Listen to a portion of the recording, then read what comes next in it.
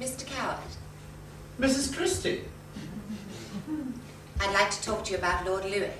He loves to talk about himself, so why shouldn't we? You are his friend. I'm afraid you may not like everything I have to say. You rejected his idea for a story, and I detest people trotting up to suggest ideas to me. But really it is better to say, how kind, and forget all about it. No, the matter's more serious than that. What can he have done? Not what he has done, but what he might do. He's good-looking and well-connected. Too well-connected, even. But I came to know a number of young naval officers in the war, and my impression was they are perceptive and efficient within their field, and of course very charming, but outside their field, naive to the point of idiocy. The sailors it has been my pleasure to meet were all voracious for mothering. At sea, presumably, they mother one another. I dare say they do.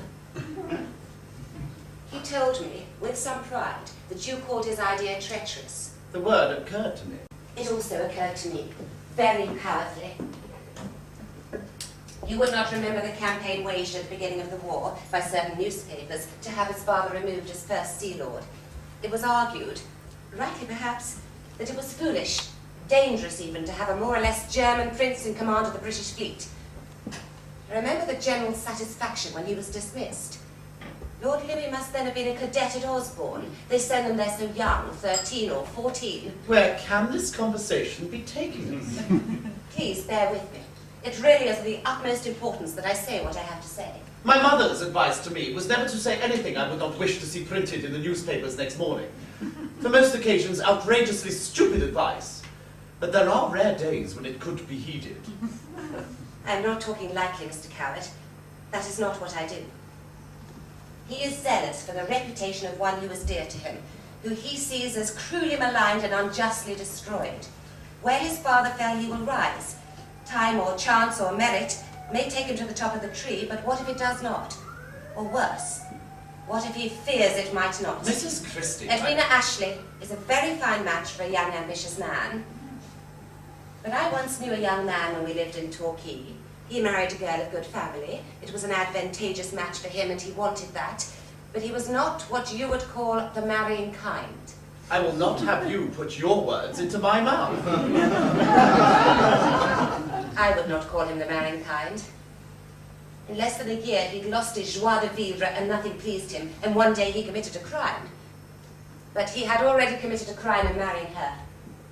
There was a young man from Torquay who invited an heiress for tea. Said he, I like crumpet, but dash it and lump it, this tart's too revolting for me. I invented the story I told you, but it makes my point. If you hadn't confessed, I would have walked straight out of the room. Though I might have suggested you take a stroll along the edge of the cliff in a high wind. Mr. Coward, please believe me. Someone may be about to betray himself. You know him, I don't. I only know what I feel. What is treachery? It is when I lie to you and convince you I speak the truth. Or if I lie to myself and convince myself I spoke the truth. Or if Lord Louis lies to himself, never doubting that what he says is true up to and after it is too late. It is the mind at war with itself, secretly. I am afraid for him. Let me come to your point.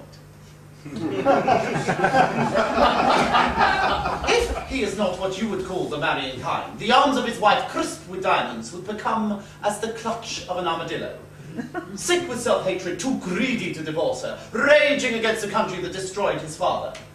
He will slap on a false bald head and sell naval secrets to Lenin. So you see how vital it is for you not to marry. May I call you Agatha? Of course. You may call me Noel. Agatha, because you write of treachery and crime, dear Agatha, can you think of nothing else? We all treasure venomous snakes to our bosom. All they ask is to be assured how much they mean to us, and they will not bite. Let sleeping snakes lie. They do lie. When they say they're sleeping, they lie. And what if they're not reassured, and never taken out and shown the world, but left to rage and hiss in the snake pit of the heart? They will spill out, Mr. Coward, and then they will bite. Oh dear, oh dear. When I studied music in Paris, Monsieur Debussy said to us, why must dissonant chords be resolved? Do you hear There's something waiting, searching, clamouring to become. Unlike Monsieur Debussy, I like to hear dissonant chords resolved, not left to invade the world.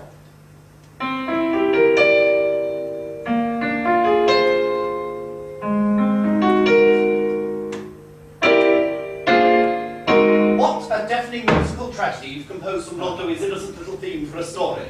It really won't do, you know. Really it won't. What did you say of Conan Doyle and Thor Bridge?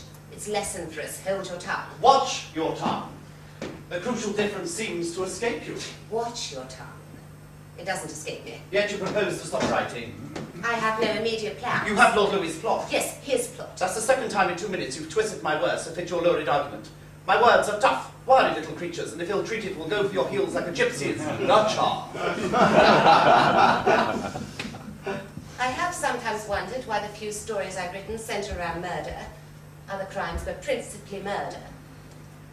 People do like them. Sales of the Strand magazine increased by 100,000 when they carry a story by Conan Doyle. They are neat puzzles, dissonant chords resolved. Perhaps that's it, you see. Detective stories are modern parables of good and evil. Instead of evil giving the game away by tripping us up with his cloven hoof, he disguises himself as a dumpy little husband, or a careful wife a little too fond of spraying the green fly. A murder on the bridge, on the golf course, at the foot of the church tower, and for a moment the universe is in peril. Then along comes St. Sherlock, or St. Hercule, or the saintly Father Brown, and good prevails. But let us not be fooled. It has happened once, it can happen again. Another disguise, another betrayal in this slaughterhouse of the world. Well, well, well, well.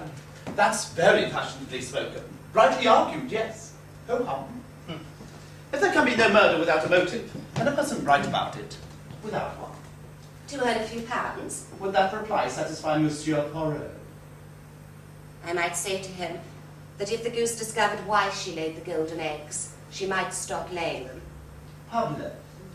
Zut alors. Perhaps the goose she shall no longer be content with the second best.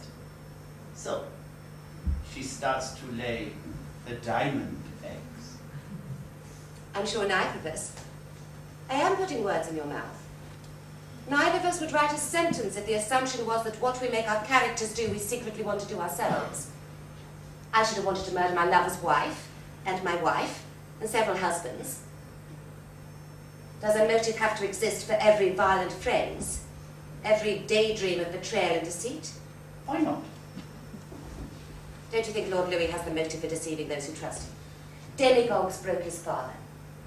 How did his fellow cadets treat him in his years at Osborne? Bearing the German princely name in a war against German princes.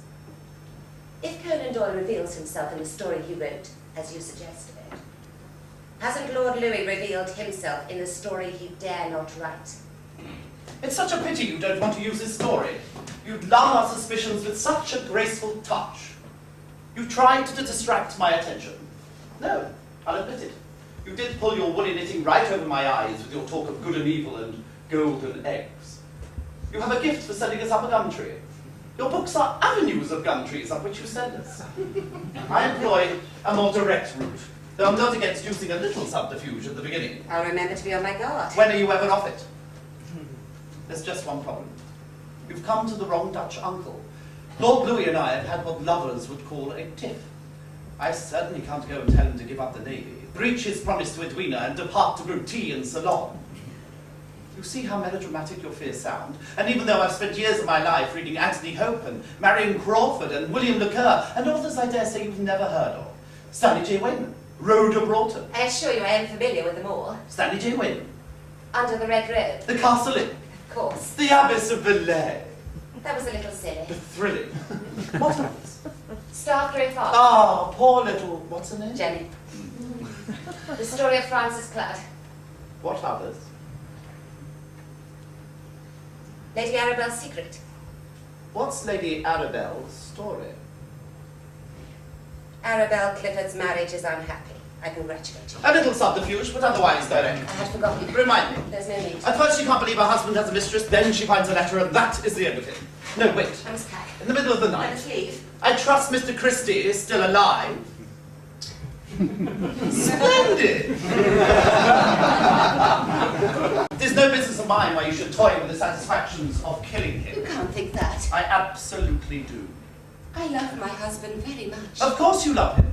If you did not, you wouldn't have come out in a muck sweat at the idea of writing a story from the point of view of a murderer. Your words are extremely hurtful. Don't be distracted by that.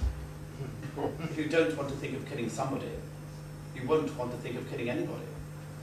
If all you write about is killing, you'll want to stop writing entirely. That would be a pity, because you do it remarkably well. Why you should do it at all is something else. Fashionable psychology would say it's an unconscious wish to kill your father. My father died when I was 11. I loved him very much. Fashionable psychologists would take note of that. Perhaps a soon-to-be fashionable playwright might suggest a connection between... No. I'm impertinent. I cannot abide people prying into my life, and unmistakably you feel the same. I am not mistaken. I do not care to parade myself before all and sundry. Precisely. And whether we parade ourselves night and day or watch cunningly from behind the screen, we can retain our privacy if we are watchful. But if we are to watch our tongues, we must know what they are tempted to say. It is intolerable when people we care for betray our devotion. I'm not surprised you should absent yourself from domesticity a while. But in this harsh world, draw thy breath and tell another story. We are fortunate, you and I. We can tuck our feelings into a typewriter and leave them there to play out their wicked pranks. One can spend too much time at the typewriter. Do you find that? It is my experience that once I start tapping away, I hardly know how to stop. Well, of course, one stops and one has completed the job in hand. But there's always the next hand, so on it goes. And a marriage calls for time to be spent on it. I could, of course, if I chose to, write another story. I prefer not to. I am powerless before your preferences. Never risk one's own happiness to make another happy. Lord Louis would have felt he was contributing to English literature, which God knows no member of his family has done since Henry VIII scribbled down the lyrics for Greensleeves. But I suspect his story can't be written. Why would a murderer want to describe his crime? It's Macbeth keeping a diary, walked back across the heath, met 3 old ladies cooking a stew. It wouldn't work at all. One could have the murderer writing an account of this sensational event in a small community, wanting to see how different people respond.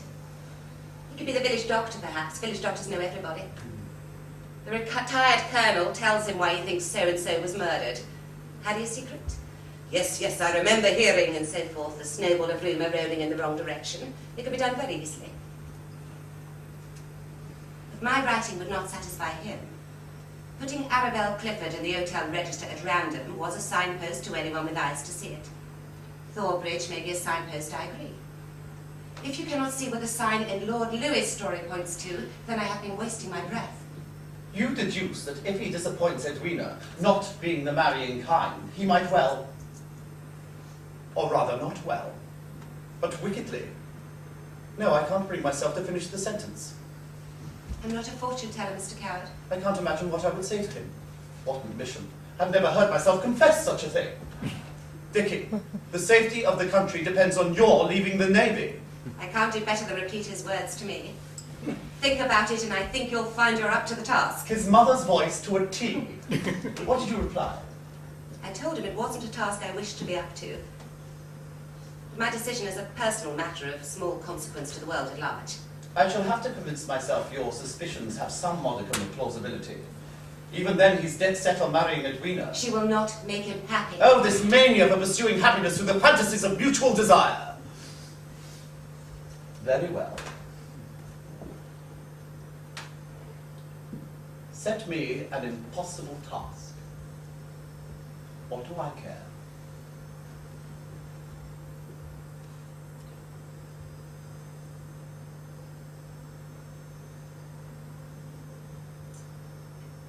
I knew I could depend on you, Mr. Coward. Everyone depends on me. It's insufferable. Where shall I find someone I can tell my troubles to? Is that what you would like? I should detest it. Good night, Mrs. Christie. Mr. Coward.